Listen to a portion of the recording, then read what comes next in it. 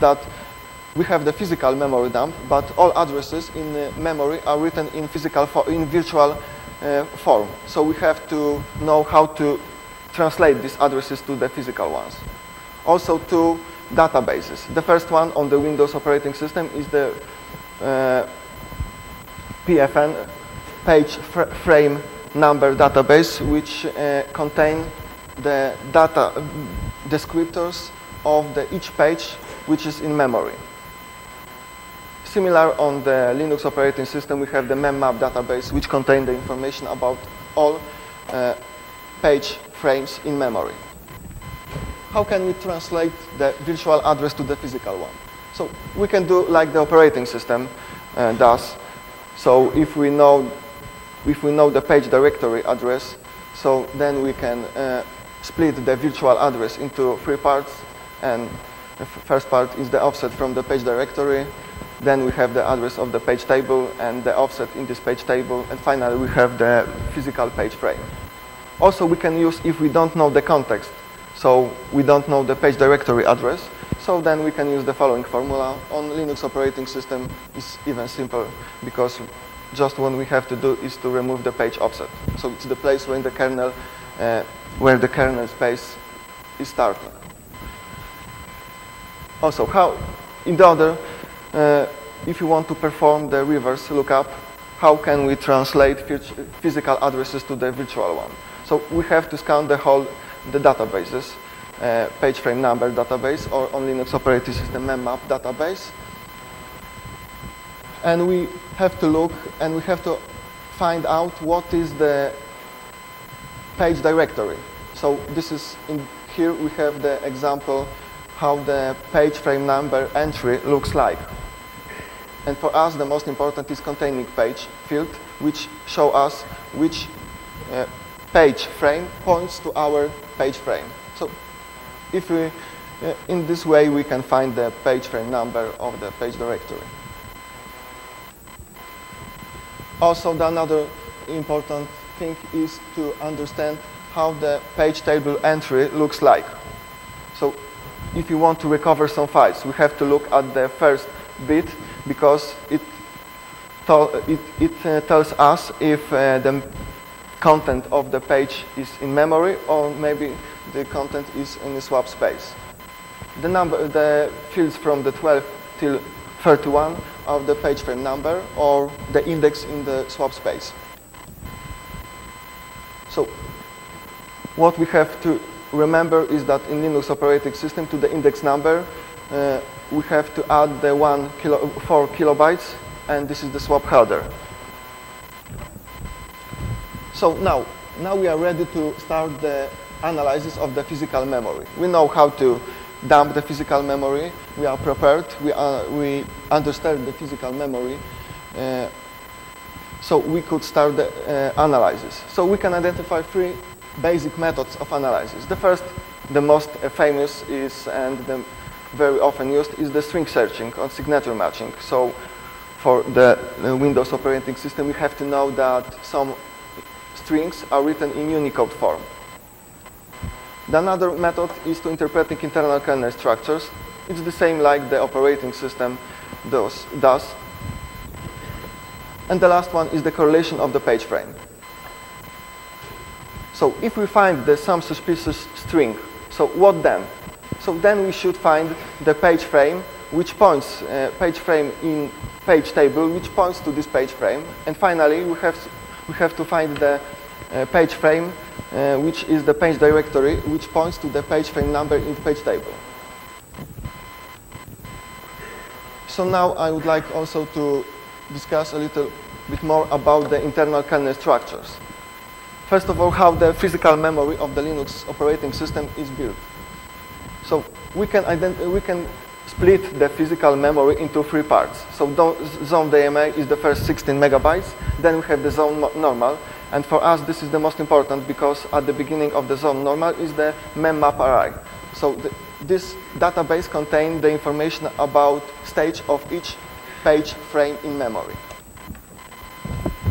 So the most important kernel structures, tasks struct, which represent the process memmap struct, which represents the whole memory reserved for the process, virtual memory area struct, which each process should has at least 3 because of the data, because of the executable code, text section, and also the stack.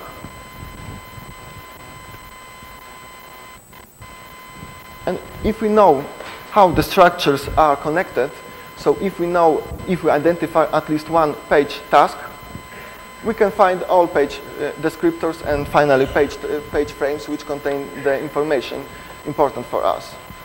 And on the other hand, if we have the information about page descriptors, we could identify all processes executed in memory.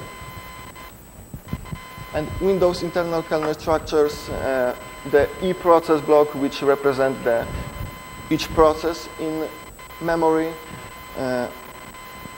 From the forensic point of view, access token and seeds, which show us to which account the process in memory belongs to. Also the creation time, for example, if you want to find out when the process was started, and so on. So a few important informations. How can we, for example, recover our processes?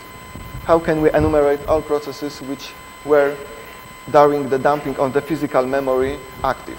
So on Linux operating system, we have the init task union struct. The address of this structure is exported by the kernel image file, so it's quite easy to identify it. So then we have a double linked list, so we can enumerate all processes. On Windows operating system, as I said before, we have the NTOS kernel exe.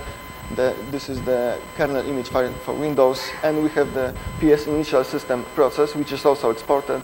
This represents the system process in Windows.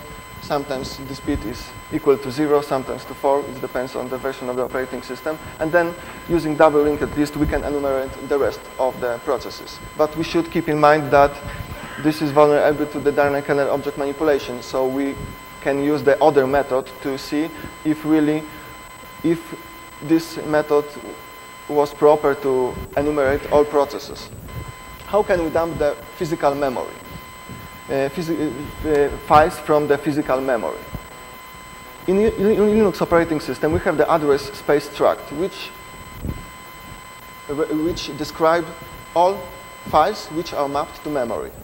So this address struct points to the page descriptors, and all page descriptors are linked together, so which contain the data from the same file. So it's quite easy to dump such file. On Windows operating system, for example, if you want to dump the process image file, so in the process environment block, we have the image database address, and at this address we have this address show us the virtual address of the one frame which contains the portable executable header. So as we know, if we can recover the header of the file, so we can also find the information about the rest of the file, because the header contains the information about all sections of the file. And also in these sections are written the information about the virtual addresses at the size of each section.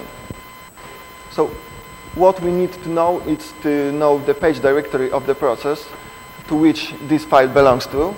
And if you want to dump the drivers or modules from the physical memory, we should know only the page directory of the system process, because all modules are mapped to the process space of the system process. But surprisingly, when we dump the physical from the memory, the file, it's not the same if we compare this file with the file on the file system. Why? Because at least two sections are modified when these sections are loaded to memory. For example, the data section will contain global initialized data, or the air data section. And this section contains the import address table. And as we know, this import address table is updated when the file is loaded to the memory because of importing some addresses to the functions from the libraries.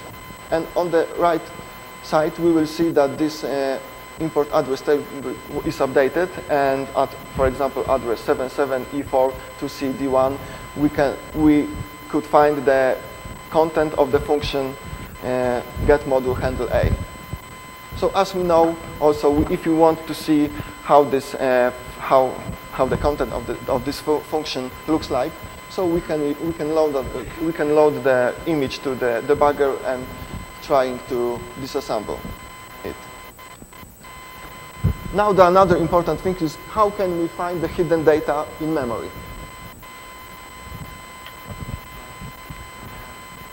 So one of the solutions is to read to read structures which we know that they are not modified by the rootkits.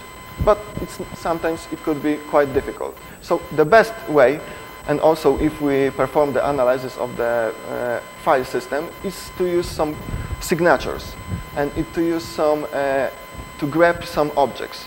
It's quite easy to using this method to recover and to find out how many and what kind of drivers are loaded to the memory. Also, we can this method recover and to find out how many processes is described in memory at the moment. And also another method is to performing some correlation of data from the page frames. And this is the example, how can we, using this method, how can we find hidden eProcess blocks? So we can, first of all, we have to enumerate all page frame number databases, and we have to look at the following information. When the page frame number is equal to the containing page, so these values are the same, and the page table entry address has this value, so it means that this physical page frame describes the eProcess block. So it's obvious that this method allow us to enumerate all processes which were active at the moment of dumping physical memory. On the Linux operating system, we can use similar method. First of all, we have to scan all page descriptors, and we have to look at the following information. What is the following information? And we have to store the information about memory descriptors, because each process contains information. Each process has only one memory descriptor, and if we enumerating page descriptors, from the page descriptors page descriptors are related, and page descriptors have pointers to the memory descriptors. So the only thing we have to look at the VM executable flag, which tell us that this memory page frame is allocated by the executable file. As I said, the best way to recover, to find hidden objects in memory is using some signatures or some signatures. And we can divide this method into two categories. The first one is that some objects inside the object has some data which allow us to detect this data and to identify that this data describe, for example, the driver object. But also the objects have some headers, and this is a good example when all memory mapped objects which represent modules loaded to the memory has the following